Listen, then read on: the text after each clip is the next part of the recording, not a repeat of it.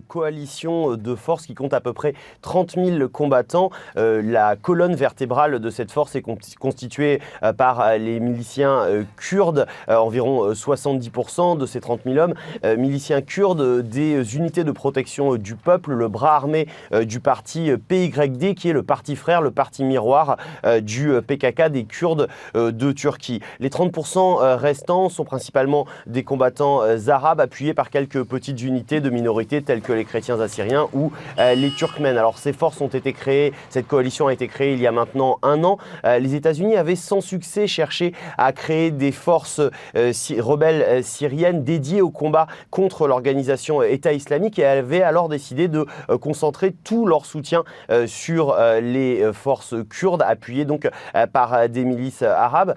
Ces forces bénéficient d'un soutien aérien de la coalition internationale, de conseillers militaires, mais aussi de la présence de membres des forces spéciales américaines, mais aussi françaises. Elles sont aussi proches de la Russie. En revanche, la Turquie, Ankara, voit ces forces d'un très mauvais œil puisqu'elle considère les Kurdes qui en font partie tout simplement comme des terroristes.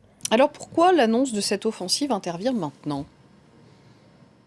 Eh bien, elle intervient à un moment où les combattants des FDS se trouvent encore relativement loin de Raqqa, les plus proches à une trentaine de kilomètres, le gros des forces à une cinquantaine de kilomètres, mais il était important de faire cette annonce pour les planificateurs de la coalition, puisque leur objectif est d'obtenir une attaque sur les 2 dernières grandes villes contrôlées par l'organisation État islamique, que sont Mossoul en Irak et Raqqa en Syrie.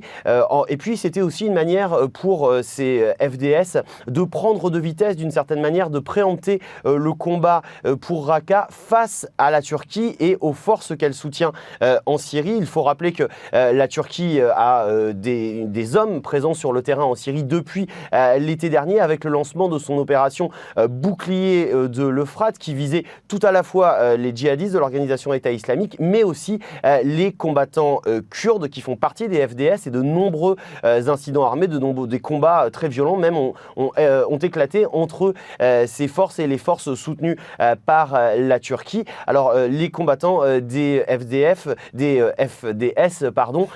ont aussi précisé que et leur porte-parole que il y avait un accord de la part des États-Unis pour que les forces turques et les forces alliées à la Turquie ne participent pas à cette bataille de Raqqa.